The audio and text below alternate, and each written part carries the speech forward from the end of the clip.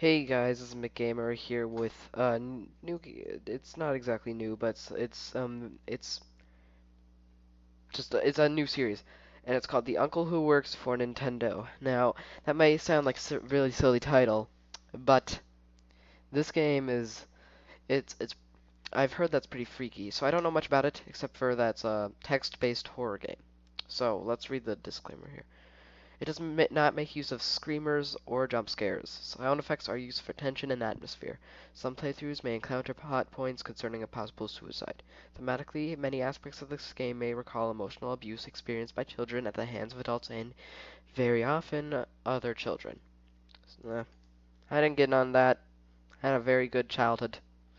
So let's play some Uncle Who Works for Nintendo. You are 11 years old. What is your best friend's name? Mm, I don't see no one that I really. I mean, I know people with this name, these names, but I wouldn't say they are my best friends. No offense if you're watching my videos and you see your name here and you've seen me before in real life. I'm sorry, but I'll just go with the default, Andrew. Your best friend Andrew has invited you to a sleepover at his house this weekend. You've been friends since first grade, so asking your mom is basically only a formality. Asking your mom. You've never confirmed this, but you suspect that the babysitter may charge extra when there are two kids. You sometimes feel like staying somewhere else is the only way you can help out. So apparently this, whatever you click, it's a choice that you make, which affects the ending. So I don't think that these first few choices affect the story at all, but they're just examples. So let's click on only a formality. On Friday night you're home. On Friday night you're home for only a few hours, long enough to pack, get in a fight with your younger sister, pack some more, and watch some TV. At 6 sharp, you're standing on the sidewalk outside Andrew's house while your mom idles in the car nearby. She leans out the window to you. You behave yourself, okay? She says as always. I'll be at work, but if anything happens, you call me. Yes, Mum. I'll I'll pick you up at 3, she says again as usual. But then she pauses, looking up at the sky, which has been overcast throughout the day. If you play outside, be careful. It's probably gonna rain. Wave goodbye. After you part, your mom drives down the street, disappearing around the corner. You turn back to Andrew's house. The lights inside are glowing warmly. You can see Andrew waving at you from his bedroom on the second floor. Head inside. There we are. I got some thunder going. It is 6 o'clock p.m.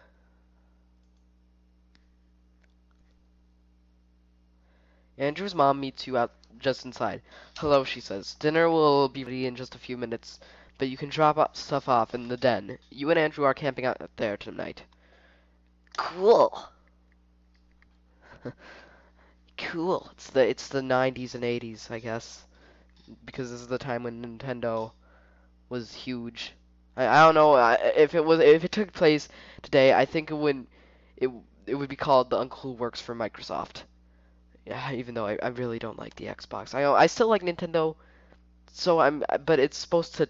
I read the description. It's supposed to take you back to a point, so it has to be during 90s or 80s when Nintendo was really big.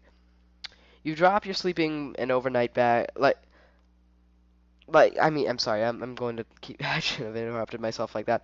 I just think that it said something about like the main there being a lot of references to Nintendo 64 games, so it must have been during the 90s.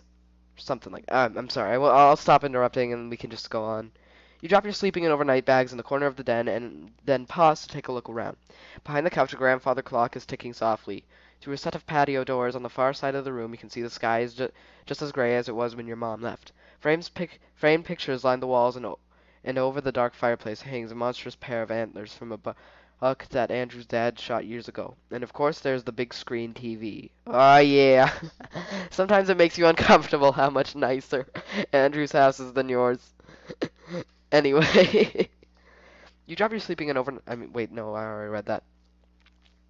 Andrew entered the room while you weren't paying attention, and he now stands in the doorway smiling expectantly. Are you ready for dinner?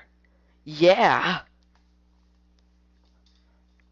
Dinner passes quickly. Tonight's meal is spaghetti and meatballs, one of Andrew's favorite meals, and his mother points out while piling a helping on your plate. Plate. Andrew's father cracks a beer and jovially interrogates you about how much trouble you've been getting into at school. Let's click on cracks a beer. Wait, that wasn't a beer at all. That's a glass of lemonade. Why would you even think it was a beer? Andrew's father doesn't drink alcohol. You're quite certain of that fact, now that you've remembered it. Well, whatever. Dessert is heaping bowls of ice cream drizzled in chocolate sauce.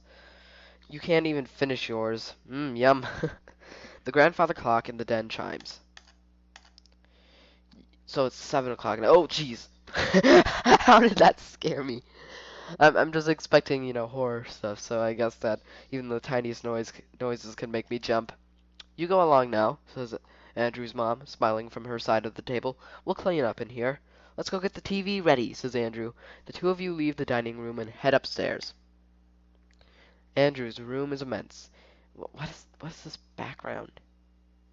Is that supposed to be like I don't know what that is. You stay in the den because the TV is larger there, but there's a sizable one here, flush with a wall opposite a full-size bed. We'll take the 64 down first, says Andrew, heading towards his TV and opening the entertainment center cabinet. It's his prerogative, of course. He gets to choose what you play first, usually. But as Andrew begins unhooking the cords of the N64 from the TV, you catch sight of the other things he has in there. All the major stuff, an old Super Nintendo, a PlayStation, a Dreamcast. Oh, a Dreamcast! Yeah! It's Ultra Console. But some other things, too. Things you don't really recognize. A large black box with green highlights, a smaller purple one, a strange white and yellow tower which looks like gloves resting on hooks on either side. A compact white cone. I can't visualize that much. What are these? Those look cool. What are those? Andrew looks at the clutter in the cabinet. Oh yeah, he says, they're pretty cool. I can't show them to you, though. They're still secret. I promised my uncle. Of course, you suddenly remember. His uncle.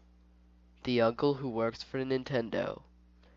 Play catchy theme song, or whatever. Oh, look at Star Fox 64 sounds in the background right there. In the corner of the grandfather clock is ticking softly. Though through a set of nearby patio doors, you can see it's getting quite dark. Framed pictures line the wall. Andrew is parked in front of the large TV, playing something on the Nintendo 64. Watch Andrew play. Andrew is playing something that looks a little like Mario, but it's not a game you're familiar with. What? It's Star Fox 64. How does it look like Mario? You watch for a while, and eventually Andrew turns to look at you. Come on, you want to play? Play co-op. There's co-op? You ask. Of course, says Andrew, handing you a controller. You don't know the game, but still, it seems oddly familiar. He only gives you a few pointers on how to move the camera. You play through a level or two. The clock chimes. Oh, jeez! That's a loud clock chime! For God's sake! I'm a wuss right now. It said that it doesn't use jump scares, so I'm gonna stop now. So it would be 8 o'clock now. You are in the den. In the corner, the grandfather clock is ticking softly. Oh yeah. Oh, I get it. So like each hour, you get to choose what to do. Mm,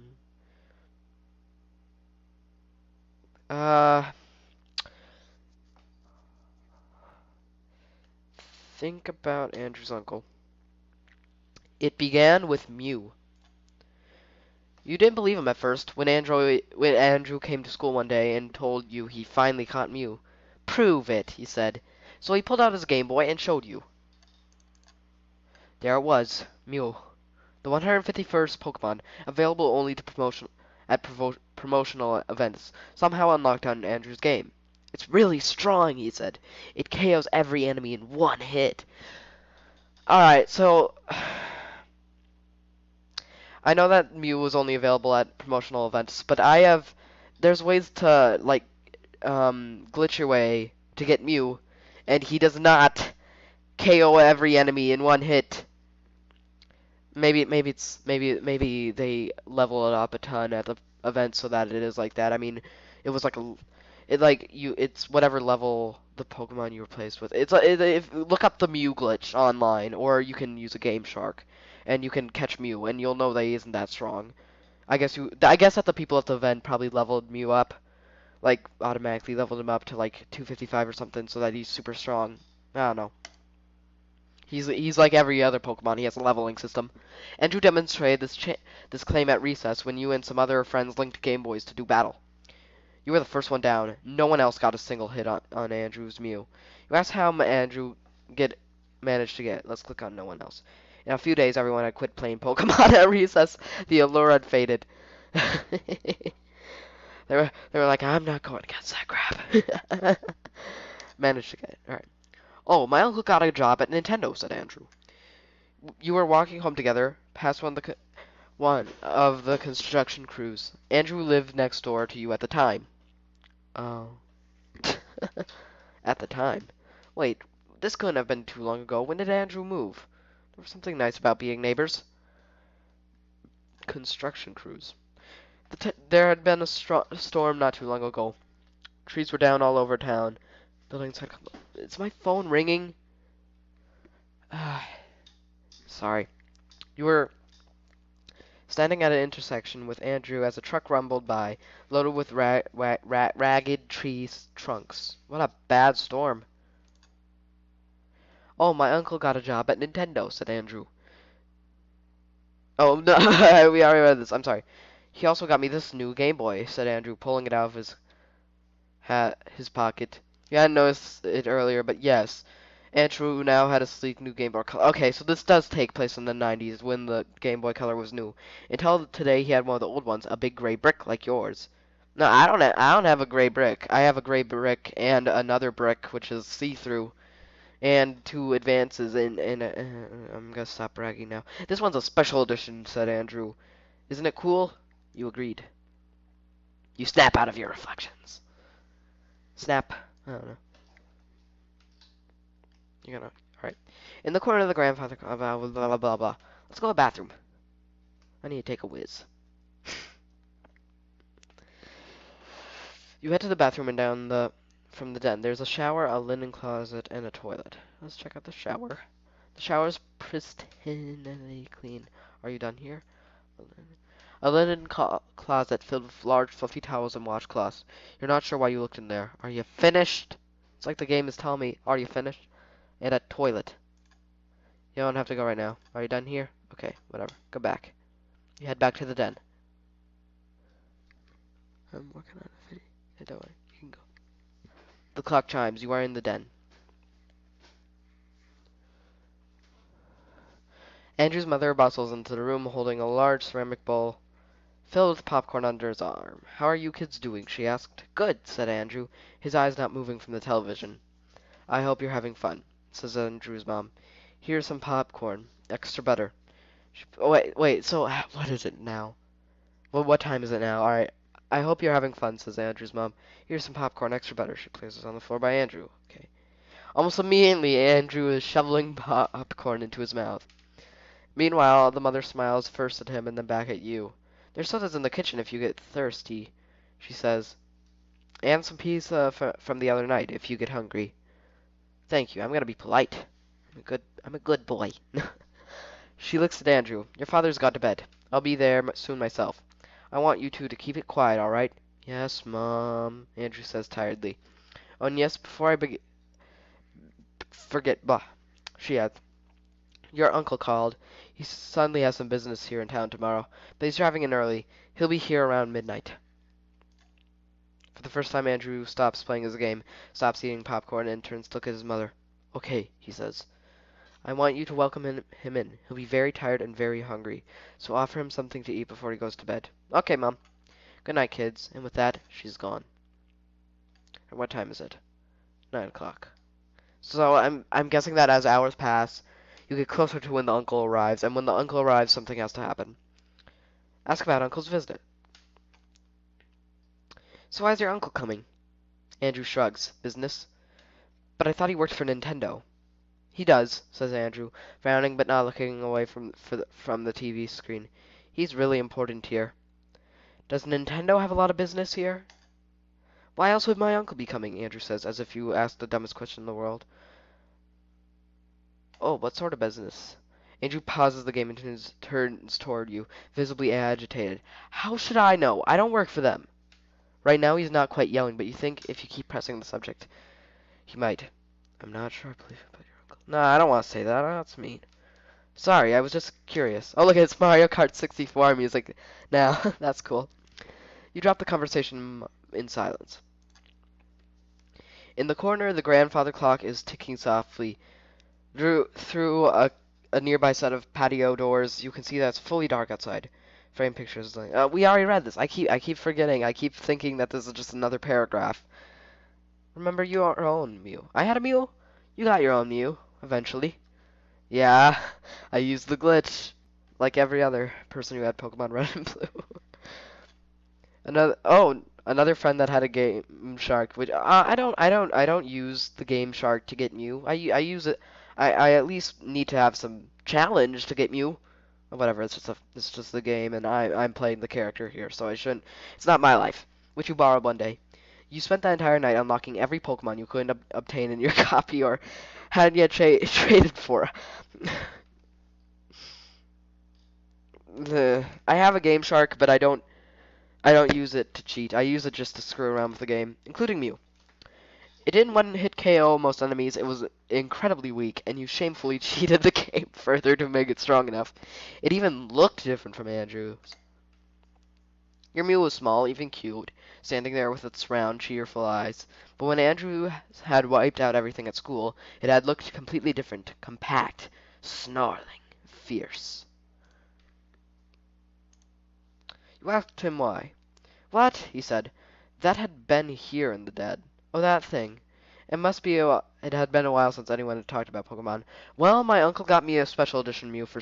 Okay, I know your uncle worked at Nintendo, but he can't change the sprites by trading the Pokemon. That is... As someone who has, gone into the code of Pokemon and stuff before, I know that you can't do that, so that... I guess it's a game, and this guy doesn't know... I mean, he probably doesn't know much about the inside and outs of Pokemon. But that just bothers me a little. But if that is possible, then that's really cool. He said, smirking a little, but not looking away from the PlayStation game he was playing. But I thought we were playing N64. That's why mine looked different. Second of all, mine can one-hit KO because it's the real Mew. Uh, what a jerk. You asked what he meant by that. Just what I said, Andrew replied. You cheated and got a fake Mew, so of course there'd be problems, glitches, and junk. You felt your cheeks redden. But not me, Andrew said again. I got the real Mew, and only me. My brother was so jealous. Andrew's brother? What about him? Why does remembering that comment make you feel uneasy? You snap out of your reflections. Oh, what time is it? It's 9:30. Alright, frame pictures on the wall. Okay, yeah, why, stop. Talk to Andrew. Um, what would you like to talk about? School, games. Ask if Andrew thinks this storm will be as bad as the last one. Games. I'm all for talking about games. For a while, you and Andrew talk about the games on the TV. It's not one you're familiar with, and Andrew explains the elaborate system in some detail. An hour passes. The clock chimes. Ha ha! You didn't scare me this time, clock. It begins raining outside. Return. So it's 10 o'clock now. But I thought it was 9:30. If an hour passes, then it would be 10:30. Oh, whatevs. Alright, Andrew is parked in the front of the large TV playing something on the... let's see if I have to pee now. Go to the bathroom. Alright, you don't have to... Really? Interesting. You know what? Let's go to the kitchen. What do they have in here? Fridge. Soda, cold pizza, milk, or a water pitcher. Let's drink some soda. Head back to the den. The clock chimes. You are in the den.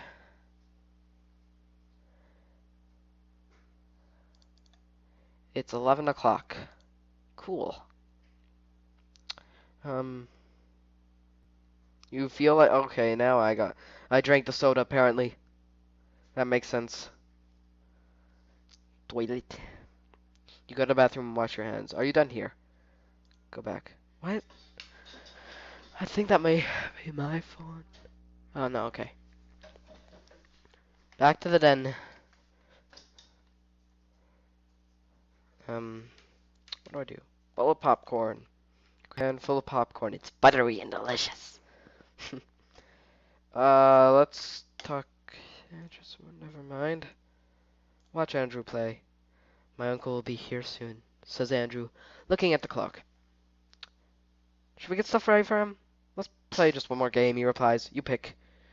As you begin ruffling through the pile of cartridges by the TV, you realize Andrew is staring at you. You turn to stare back. What's wrong? Is everything okay? Andrew shakes his head. No, sorry. I just was thinking. You shrug and then pick a cartridge from the pile. How about this one? Andrew nods. As you plug it in and start up the console, you hear him behind you. Hey. Yeah? Thanks for spending the night, he says. You play together for a good while. The clock chimes. You are in the den. The grandfather clock chimes as the hour as suddenly looks up from the N64. It's time.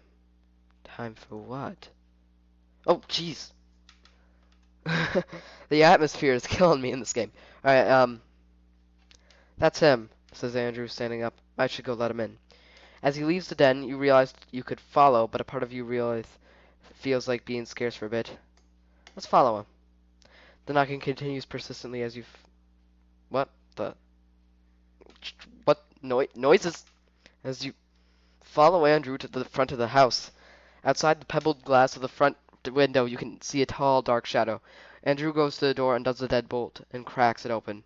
Come in, he says to whoever stands out on the porch, then looks over his shoulder at you. Sorry, he says. Before you can ask what there is to be sorry about, the door slams open. What? What? What? What? Uh, uh, fear equals nuns. Jeez. What? Oh my god. Yeah, that's loud. Undefined error.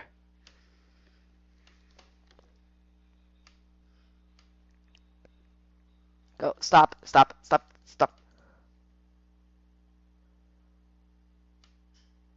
Okay, it stopped. The uncle who works for Nintendo. Oh my god. Alright. Wait, was that it? Oh, I got the first ending. You met the uncle who works for Nintendo in Zalgo text form. Um, okay. Alright, well, oh, look it. Things are a little weird here. Tried to one, but may turn out to be a game of hide and seek. Okay. I guess these are hints to... Oh, jeez. Okay. So that was the first ending of the uncle from Nintendo. It didn't seem that very scary. I mean, it is a horror game until the very end, when just a ton of unexplained stuff happened. Um, but it makes me want to play it again. So yeah, I'm definitely gonna try to do this again. So thank you guys for watching. If you enjoyed this video, please leave a like and subscribe if you haven't already. And until next time, peace out, jammers.